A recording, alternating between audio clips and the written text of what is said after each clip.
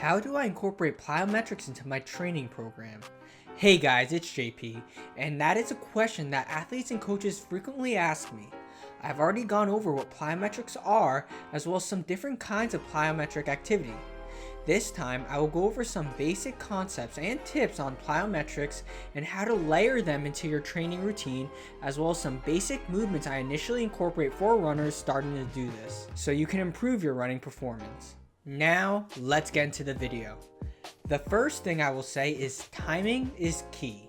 As I mentioned before, performing plyometrics too early may compromise performance. So what should you consider before implementing them?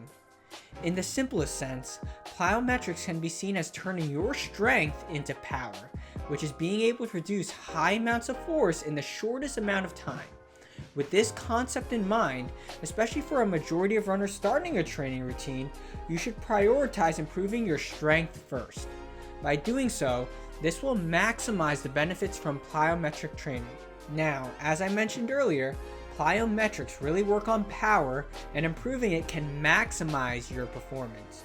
Therefore, incorporating them during the competition phase is ideal. Though the specifics on how to apply this may differ depending on the context of the runner, as well as a number of different variables, I'll go over a simple guide to implement these for a majority of recreational runners. Typically, I initiate this kind of training 4 to 8 weeks from the big race. Then, after the competition phase, whether it's when track season ends or when completing the big marathon, I'd emphasize strength training. Now, for a majority of healthy runners, I typically layer in this kind of training around 2 to 3 times a week. Again, this can change based on the context of the runner and his or her goals.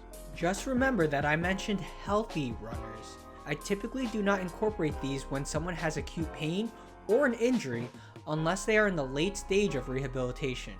Regardless, if you are rehabbing from an injury, it is important to consult and work with a healthcare professional to safely take you through the process. Now that we got that covered, here are some simple and great plyometrics that I incorporate initially. The first one is the Pogo Jumps.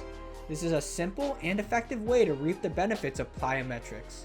To do this, you are basically jumping at around 80% of maximum effort as quickly as possible. Again, I'll go over some cues I use as these are commonly performed incorrectly. Remember to stay on the balls of the feet as you do them. Doing so will keep you springy. Also, as you land, you want to keep the contact time on the ground as quick as possible. To do this effectively, try not to let the knee or upper body bend too much to reduce contact time. Initially, I'm looking for the athlete to perform at least 2 sets of 6 jumps, with each jump at 70 to 80% of maximum effort. Remember to give a 2 to 3 minute break in between each set to allow for this high intensity.